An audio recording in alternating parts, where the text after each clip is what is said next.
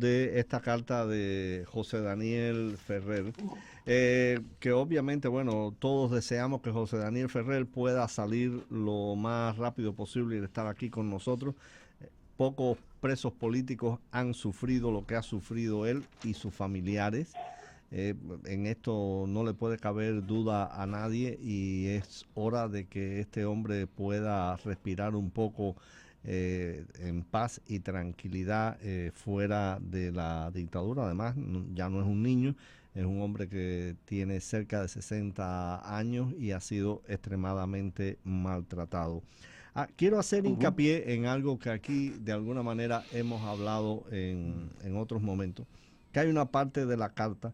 La carta es una carta, como siempre ha sido José Daniel, muy recta, muy severa, pero también transpira un desencanto cuando dice que ha tomado esta decisión no solo por la seguridad de su familia, sino por y cito sus palabras, por la frustración que me produjo el confirmar al salir de prisión la desunión, el sectarismo y la falta de efectividad de la oposición dentro y fuera de Cuba en la lucha por la libertad y el bienestar de nuestra patria. Sí, y también dice Andrés, dice así, que hablando de la desunión, el sectarismo, habla sobre todo del papel de muchos países que solo Estados Unidos es quien ha apoyado a la oposición. Claro, todos los países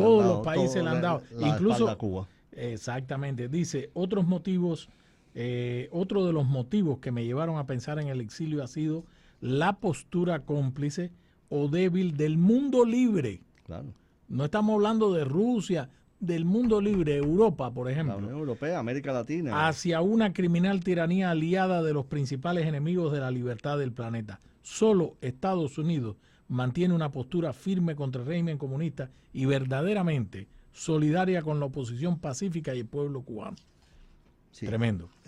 Sí, o sea, es duro, es crudo. Sobre todo, es un retrato. Esta carta de José Daniel Ferrer, Andrés, lo sé yo hoy, va a quedar para la posteridad. Sin duda. A mí me preocupa y quiero hacer hincapié en eso, en el problema de la efectividad, justamente la falta de efectividad hoy por hoy de la oposición dentro y fuera de Cuba. Para la oposición, yo te diría que en algún sentido la oposición dentro de Cuba se ha podido anotar algunos logros, como por ejemplo con esta administración hay figuras de la oposición cubanoamericana y están además nuestros legisladores que bueno, que tienen el oído de la administración Trump. Marco Rubio, que es uno que se ha podido considerar siempre además como una figura de la oposición cubana en el exterior, es nada más y nada menos que el secretario de Estado.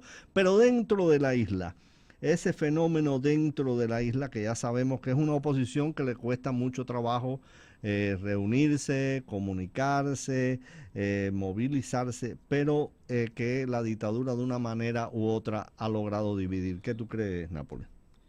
Bueno, yo creo que, recordemos que recientemente incluso aquí él hizo unas declaraciones creo que fue al periódico El Mundo, y fue atacado por sectores, algunos opositores, incluso sobre todo aquí en el exilio, y por supuesto salió mucha gente también a defenderlo. Entonces, yo creo que José Daniel, a mí me parece que José Daniel ha demostrado, porque ahora estamos viendo la prisión por el 11 de julio, pero recordemos que José Daniel Ferrer, junto con Luis Enrique Ferrer, son dos de los del grupo 75. Los 75. No, y que fue uno de los que más años le echó la dictadura, 25 años de prisión.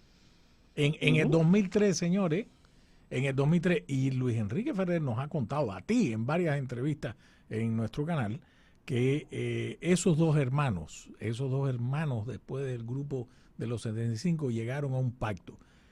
Luis Enrique saldría de Cuba a continuar la lucha y José Daniel dijo: yo soy el mayor, yo me quedo. Claro. Tremenda la crónica esa. Una Entonces, familia. vamos a estar claros, a él yo no critico a nadie, él fue uno de los opositores reconocidos que salió el 11 de julio. Salió con su hijo y salieron a la calle Sí, y señor. enseguida lo detuvieron. Entonces, yo creo que él ha demostrado más que suficiente, porque sí, es muy fácil criticar desde aquí con el aire acondicionado de No, Miami claro. Y con el carro, pero hay que estar en una prisión ahí en Cuba y en Mar Verde. Yo recuerdo la vez que él vino a Miami, no recuerdo exactamente si fue en 2015 o 2016, no recuerdo en qué fecha que vino, hubo mucho movimiento de opositores aquí. Yo recuerdo que uno de los problemas que él me decía es que él tenía una gastritis muy grande, que padecía unos reflujos y esas cosas, por todo el tema de la huelga y la situación. O sea, padecer un reflujo, quienes han padecido reflujo, gastritis y esas cosas, saben que eso es el infierno. Imagínate una prisión. Por ahí estamos hablando de un solo elemento. Súmale además el elemento de que las golpizas que le dieron, cuando él lo escarcelan en enero, ¿qué hace él? Bueno, él podía haberse sentado en su casa y disfrutar su vida, su hija, su esposa, a vivir su vida.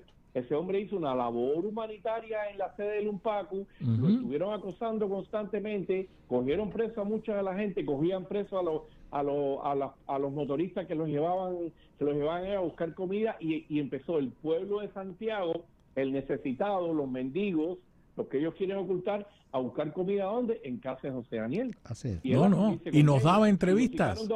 Y nos daba entrevistas. La fiscalía le invitó, lo citó, creo que fueron 2 veces, y él dijo que no iba a ninguna. Entonces, ¿qué más quieren demostrar? No, y no solo eso. Están pidiendo a José Daniel. Claro. Y Nápoles, además, señores, José Daniel Ferrer articuló la Unión Nacional Patriótica de Cuba. ¿Qué grupo opositor, además de las Damas de Blanco, ha tenido una presencia? Ha habido muchos, ¿eh? No hay que ser, como él mismo menciona, sectario. Pero José Daniel articuló al UNPACU, señores, en todas las provincias de la isla y con un trabajo tremendo. Entonces, tienes toda la razón. ¿Qué más se le puede pedir a un hombre de esa estatura, de esa estatura moral? La actividad de UNPACU, debemos decirlo, se diferenciaba mucho de otras organizaciones. Para mí, un punto que habrá que estudiar en su momento, donde se definieron mucho las cosas, obviamente, fue el 11 de julio. En el 11 de julio, uno comprendió inmediatamente que hay una parte significativa de la oposición dentro de la isla. No ya la parte que sabemos que puede estar más manipulada, que puede estar, no, una parte dentro de las organizaciones que mantienen un nivel de denuncia encomiable, que incluso sus elementos van a parar con frecuencia a la cárcel. Aún dentro de esas organizaciones hay una dinámica que no está preparada para jugarse la vida, lo cual es tremendo. Jugarse la vida en Cuba es jugársela de verdad. Es una oposición, hay sectores de la oposición cubana que juegan a esperar. Bueno, esto aquí un día se empieza a descoser y nos llaman a nosotros para negociar y establecer aquí y ser puente.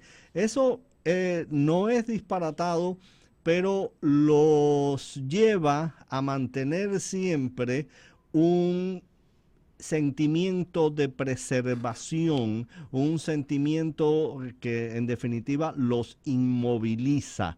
O sea, porque estoy aquí, estoy esperando, denuncio, me meten preso, salgo, cumplo con lo que tengo que cumplir, trato de movilizar, trato de difundir un pensamiento libre, pero déjame, mantengamos las cosas dentro del nivel que nos permitan, si esto se descose, formar parte de una negociación de un gobierno, y eso es paralizante. Y la UNPACU, al igual que la organización de nuestro querido amigo el médico Oscar Elías Bisset, no juegan ese juego. Pero hay una parte importante de la oposición que está esperando ser gobierno un día, o ser un día mesa de transición, y eso los inmoviliza. A lo mejor un día lo son y jugarán un papel tremendo, pero mientras tanto nadie jugó el papel que ha jugado la UNPACO, que estaba en la calle ayudando a la gente, que salía, que se manifestaba, que reunía gente y que desafiaba. Eso me parece importante. Y desafiaba en la calle con la gente. Recuerdo las movilizaciones que hacía José Daniel, que se iban para la playa, o sea, él movilizó gente y lo movilizó de la manera, yo diría, más humana, o sea, la ayuda, la cosa del necesitado, y todo eso le teme la dictadura. Bueno, porque sencillamente la gente ve que hay una respuesta donde debía hacerle la primera secretaria del partido en Santiago de Cuba, la respuesta la tiene con un opositor. Por eso a él lo liberan, lo escarcelan. A él lo escarcelan en enero porque dijeron, bueno, vamos a negociar con esta gente. Si negociamos con Biden y con el Vaticano y soltamos a estos dos, que son dos de las principales figuras, bueno, ellos van viendo que nosotros, lo que pasa es que no contaron con que iba a ganar Trump. Claro. Y cuando Trump gana y los regresa a la lista de países que patrocinan el terrorismo, donde nunca vieron de salir, entonces ya lo viraron para atrás. Claro, y fíjate si lo que estamos diciendo acá de que la UNPACU en realidad tiene una dinámica diferente, una dinámica que es amenaza constante para el régimen, que quien ha pagado el mayor precio a pagar en estos últimos tiempos en Cuba es la UNPACU. Claro. Y el 11 de julio, efectivamente. Y yo te digo que los arrasaron, porque el UNPACU era un movimiento súper grande, y entre los destierros, las prisiones, las golpizas, los acabaron. Y realmente, o sea, yo a veces me da roña, porque hay gente que tú lo ves, no, pero ¿por qué no se queda en Cuba? No, eso no se lo puede pedir a nadie. Eso no se lo puede pedir. Bueno, ya verás. No, espérate. Ya verás. O sea, esto todo, aquí nosotros también tenemos de todo. O sea, a mí me parece que tú podrás estar en desacuerdo o no con alguna declaración que la ha hecho, con alguna postura, pero a mí me parece que lo que Cuba necesita son muchos José Daniel Ferrer. Así es. Vaya, como hay tanto, como yo recuerdo las damas de blanco, la valentía de las damas de blanco, de los opositores hace muchos años, o sea, la gente, el mismo que estaba Oscar Elías Vicente, hay muchos opositores que han sido valientes, o sea, yo no digo que no, pero ojalá fueran cada uno un poquito de eso. Sin embargo, mi opinión es que yo lo estoy viendo, aunque no haya grandes figuras así, ya no, está en la calle. Oye, desde del 11 de julio de 2021, no deja de haber una protesta en Cuba. En esta semana hemos visto dos protestas grandes. Ese es el punto de inflexión de la dictadura en estos últimos tiempos. Sí. Oye, Napo, yo sé que tú te tienes que ir a las 4, pero en los minutos que nos queda voy a plantear el siguiente punto, escuchándolos a ustedes. La dictadura cubana tampoco la tiene fácil en el caso de José Daniel Ferrer. Vamos a poner la ecuación, vamos a ir a la alta política, como tú te gusta mencionar en referencia a mí. Si la dictadura cubana se empeña, después que ha salido esta carta, que ha sido pública, señores, esta carta sale públicamente, cualquier analista lo puede sintetizar así, porque cuando esta carta circuló, salió de las manos de José Daniel Ferrer de la prisión de Mar Verde, fue el 10 de septiembre, y ha habido un compás de espera. ¿Por qué sale públicamente hoy? Señores, 2 más 2 son 4, porque se han cansado de esperar. No ha habido una respuesta del régimen hacia esta postura dura, porque la carta de José Daniel Ferrer no es ningún jamón, no es decir yo me voy, no, él dice que él no acepta condiciones, en fin, léanla. Que no acepta que lo instrumenten para una negociación. Así es. Entonces, ahora, una vez que esta carta es pública y nosotros ya conocemos la postura de este gobierno, no estamos hablando del gobierno de Biden, del gobierno de Obama, del gobierno de Bill Clinton, estamos hablando del gobierno de Donald Trump. ¿Ok? Una vez que sale pública la carta, el gobierno cubano, los oficiales del aparato de inteligencia y de contrainteligencia en Cuba deben sentir y sacar las cuentas ¿cómo se llamaba aquello? Las cuentas claras para ver en qué resulta su ecuación.